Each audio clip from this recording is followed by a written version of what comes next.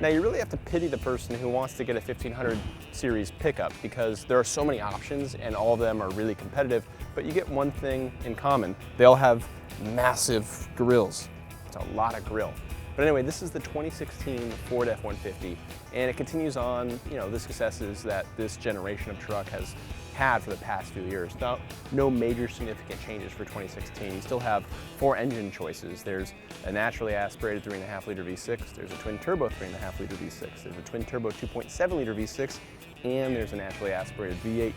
Each one works differently for different applications. We have a 2.7 V6 in our long-term F-150, which you can read more about at Edmunds.com.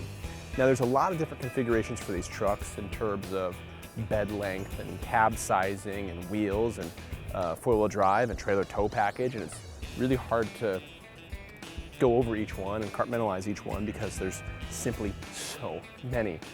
We can say that the Ford F-150 has received an A rating from Edmunds for a variety of reasons. The structure of the truck is aluminum instead of steel, which other trucks still use, and aluminum comes with the benefit of making the truck lighter, which would make it more fuel efficient, but the downside is any repairs will be more costly. Whether that matters to you is a matter of personal preference, but that's just the fact of the matter. This is a big cab, short bed it looks like, and this one actually has in the bed here, which is pretty neat, these optional ramps, which is a pretty cool little tool. Now, let's take a look inside. Inside the F-150, it's a pretty typical layout as what you'd expect. Let me see if I can get those gauges back on. 2 analog gauges, a couple up top as well, and then a digital suite right in the center here. Now, inside you have your 4-wheel drive controls right here next to the stereo, and your trailer sway controls. Actually, this is your trailer backup control, so this will help you when you're backing up with a trailer. This is an assist tool to help you make that easier, and your brake controls right there. Now, the infotainment system, this is Ford's latest entertainment system. It's called Sync 3, and it should be far more improved over the My Ford Touch system in current models. The system reacts a lot faster than we've had in the models that we've tested, and it looks a lot better. It's a lot easier to read and all that as well. We look forward to testing it further when we get our hands on one to test. Now, compartments are plentiful. You have all kinds of places to put stuff, You have a ton of power outlets too, and they're kind of scattered around. You have a 12 volt here. You also have a 12 volt right here.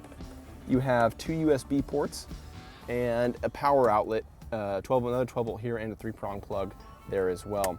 A lot of options, which is great for all the devices everybody has these days. And what would a full-size truck be without a panoramic sunroof? There it is. Now let's take a look in the back seat.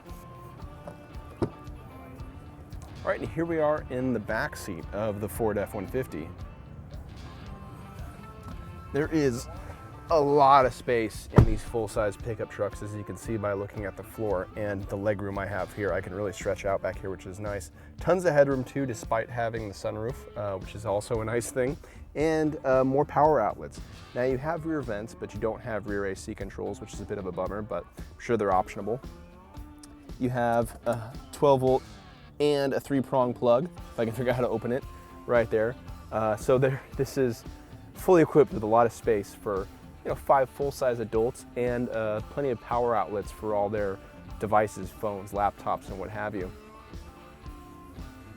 And that's it for the interior. To find out more about the F-150, including why it received an A rating, be sure to visit Edmunds.com.